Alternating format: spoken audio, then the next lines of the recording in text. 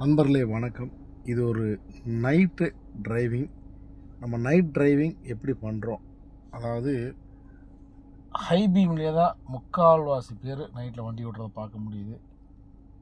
எதிரில் two wheeler வந்தாலும், இவங்க ஓட்டிகிட்டு போகிற வாகனத்தை விட ஒரு சின்ன வாகனம் வந்தாலும், எந்த வாகனமாக இருந்தாலும் இரவு நேரங்களில் லோ பீம் பண்ணோன்னா 2 பேருக்குமே வழி கிளியராக தெரியும். அதனால் இன்றைக்கி நிறைய பேருக்கு லோ பீம் பண்ண தெரியறதில்ல.